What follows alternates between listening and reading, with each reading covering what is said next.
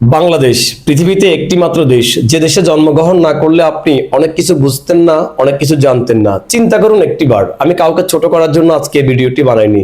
আমি শুধু এতটুকু বলতে চাই, একজন সহকারী 3 থেকে 4টি বছর হেল্পারি করার পরে সে ধারণ সম্পূর্ণ একজন হেভি ড্রাইভার হওয়ার পরে সে পাবে হেভি লাইসেন্স।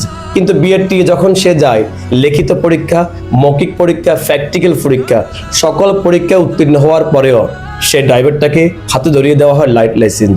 সে লাইট লাইসেন্স দিয়ে একজন ড্রাইভার 3 থেকে 4 বছর গাড়ি চালানোর পরে আবার পুনরায় ইন্টারভিউ দেওয়ার পরে তাকে ধরিয়ে দেওয়া হয় মধ্যম লাইসেন্স। আবারও সে ড্রাইভারটা 2 থেকে 3 বছর 4 বছর যখন গাড়ি চালায়, তখন সে আবার ইন্টারভিউ দেওয়ার জন্য গেলে আবেদন করলে তাকে দেওয়া হয় হেভি লাইসেন্স।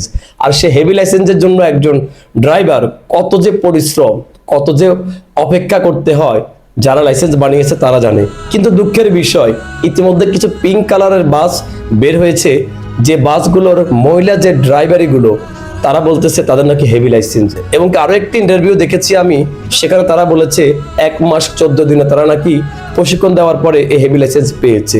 আমার প্রশ্ন আজকে 18 কোটি মানুষের কাছে, রাষ্ট্রের হায়ার অথরিটির কাছে, রাষ্ট্রের নীতি নির্ধারকের কাছে, যারা এ রাষ্ট্র নিয়ে ভাবে, যারা সড়ক নিয়ে ভাবে, যারা নিরাপদ সড়ক চায়, কতটুকু গ্রহণযোগ্যতা পেয়েছে এই কাজটি যে আপনারা করেছেন?